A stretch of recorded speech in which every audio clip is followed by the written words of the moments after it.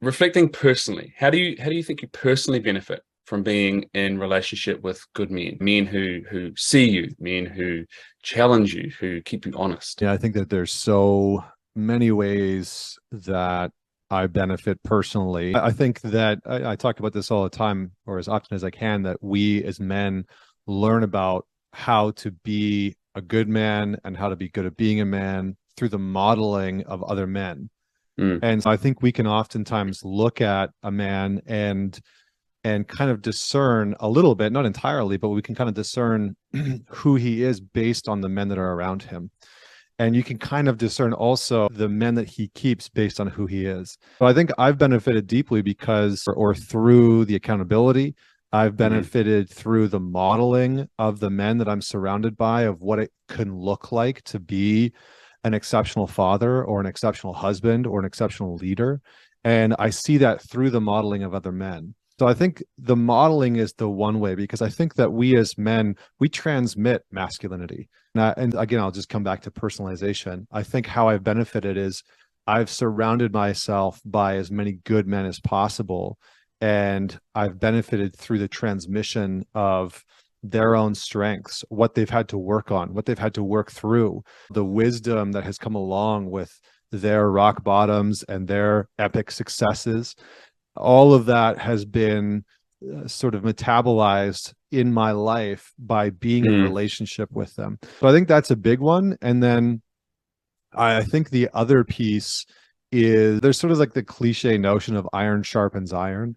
But I think in many ways it's that I have other people who are aiding me in my relentless pursuit towards who I want to be as a man. mm, And that's not always formed. It's not always a clear mm. picture of this is who I want to be. It's just sort of sometimes it's like this notion of this is what I'm moving towards as a father, as a man, as a leader, as a Mm, husband. And other men help hold me accountable to that. They remind me of that vision. mm, They inspire me towards that vision. And I think my life lacked a nutrient or nutrition when I didn't have really solid men in my life, when I was constantly mm. seeking the attention of women. And now that I have that, it feels like I'm full and more complete in a way that I didn't know was possible before that. But I think Mm. those are the main pieces. I love that. So would you say then, 'cause you alluded to essentially, and I know we've spoken a bit of your history, chasing the approval of women, was there at the same time a resistance to having good men around you? Were there barriers for you? Men weren't safe for me Mm, before. And when I say safe, I don't mean that in I couldn't physically handle myself with other mm, men because I was an enforcer in hockey. I'm 6'2". I'm 200 pounds. I've got in many bar fights. Like I can handle myself around other men.